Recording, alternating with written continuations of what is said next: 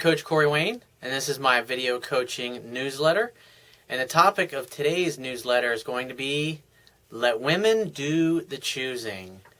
Well, when it comes to dating and relationships, I should say especially when it comes to relationships, commitments, marriage, becoming her boyfriend, those kinds of things, that's the woman's department. And if you've been following my work for a while, you realize that a lot of what I teach is probably counterintuitive and in a lot of cases the exact opposite of either what you've been taught or what you think you should do. And here's the thing that I've learned over the last decade and a half of studying this and interviewing thousands of women, coaching thousands of people over the years, and obviously all the relationships and interactions that I've had in my own life. And that is, as far as a guy goes, the best thing you can focus on is the courtship, dating. Just simply making the next date. Either if you haven't heard from her, you call her, you set up a date, and say you're 2, 3, 4 weeks into the courtship. By that point, if you've done everything right, she's going to be calling you and texting you maybe every day or maybe every other day at that point. And when she is, then you just simply make the next date, because that's the whole reason why she is contacting you is basically to push things along, because her interest level is going up and she feels good about things and she wants to be closer to you. And plus you're letting her come to you at her own pace. Because like I talked about in my article, when you chase women, chasing women guarantees rejection. It's like what you got to understand is like the dynamic of how little girls get love from their fathers. And I wrote an article just about that, where I talk about how like little girls, they go when they feel unsure in themselves, or they stub their knee, or maybe they feel sad, or a boy was mean to them at school. They come and they sit in daddy's lap and they sit and talk to him, and daddy makes them feel all better. He's the rock, he's the mountain. He's the source of emotional strength and love, and he's always there. He doesn't chase her or go run around saying, please show me affection, please love me because I'm your father. He's just who he is, going about his life, and when she needs love and reassurance, she goes and sits in his lap and she says, Daddy. And as she grows up and she gets older, and obviously when she becomes an adult and starts interacting with men in a romantic sense, it's the same thing. She goes about her life, and then she realizes, wow, I haven't heard from him. I miss him. I wonder what he's doing. And women plan this. Women scheme this. It's really cool. But it's like years ago when I was really unsuccessful, it's like I thought, like most guys think, it's like I have to do something. I have to say something. I got to call her. I got to send her an email. I got to try to make her laugh. I got to do all these things to try to facilitate it.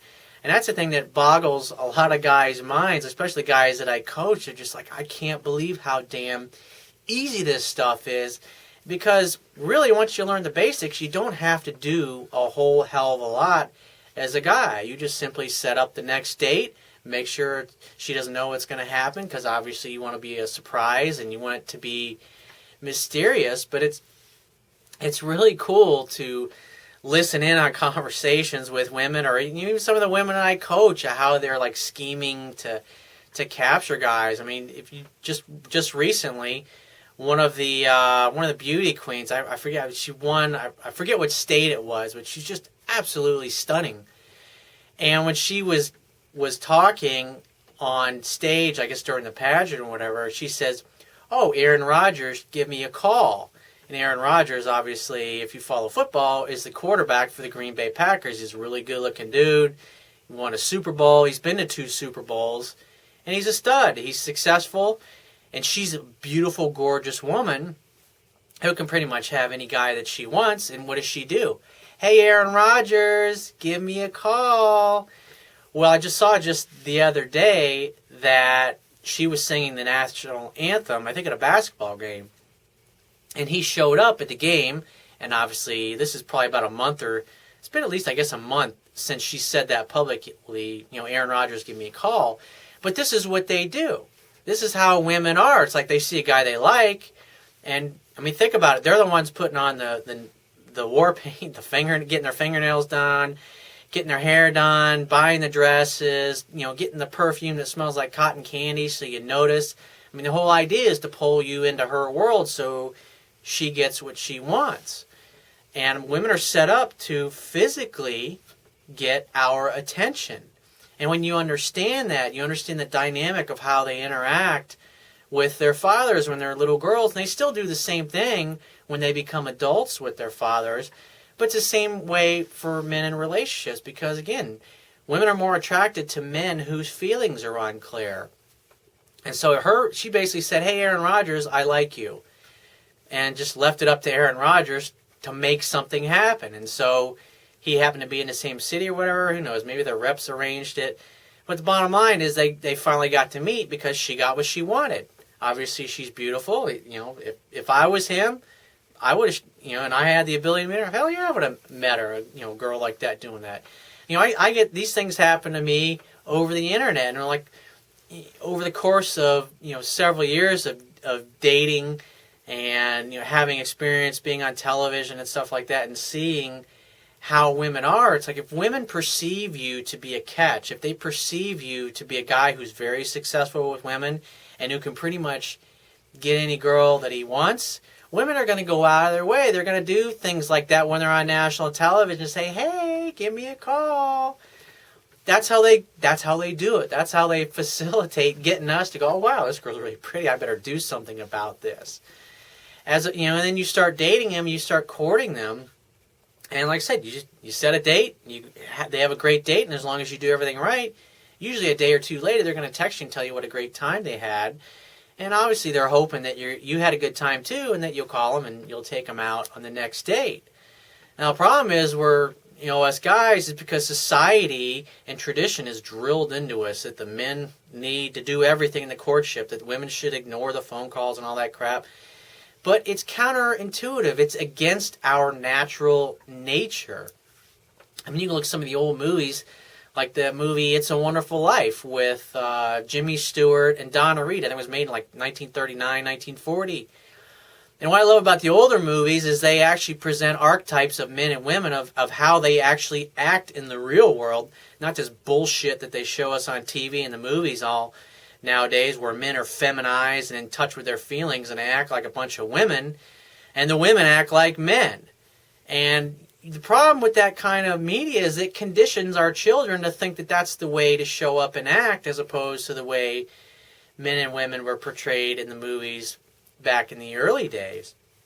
In that movie, It's a Wonderful Life, Donna Reed she plans on how to get Jimmy Stewart over to her house so he can come and call on her. She's obviously talking to other women in the neighborhood. She's talking to his mother, obviously. And his mother and their housekeeper is also trying to arrange getting these two together. And he's just going about his life, not really, I don't have time for this. I'm going to shake the shitty dust off my heels from this crappy town, and I'm going to go see the world. He's like, I don't want nothing to do with some pretty little girl trying to get me to settle down and get married. And, the bottom line is he goes over to her house, and she's looking really awesome. She smells really good, and she even did this painting for him. It's like her little web that she's weaved, and he shows up, and what happens? I mean, he kisses her, he makes out with her, he can't help himself, and they end up getting married, and they live happily ever after. That's how it's basically supposed to work.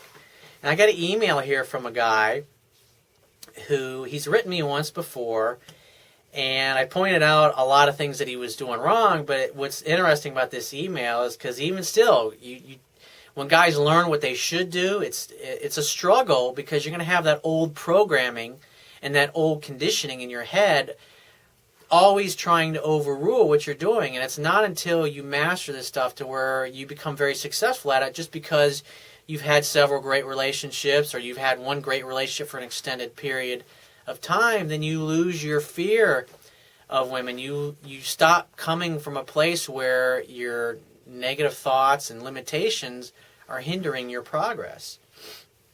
So he says, thanks so much for your thorough analysis of my wussy-like behavior. I do know personally that I have been so needy and rushing things with all the girls I have known. I've been trying my best to get rid of my neediness, and now I could say I am improving. Another girl I have is now the one doing all the pursuing. I met her like a month and a half ago. The first thing she asked me is if I have a girlfriend. I tease her on that and say I still have room for one more. That's a great comeback. As a matter of fact, I mentioned that comeback in an article I wrote, The Best Comebacks Ever. You can Google that and you'll find it. We'll also put a link on the page here.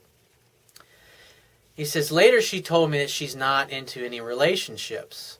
And I would say, translation, she's saying, basically, dude, slow your roll. We haven't even met yet. And because that's one of this guy's problems. He's always trying to find out where he stands with her. Does she like me?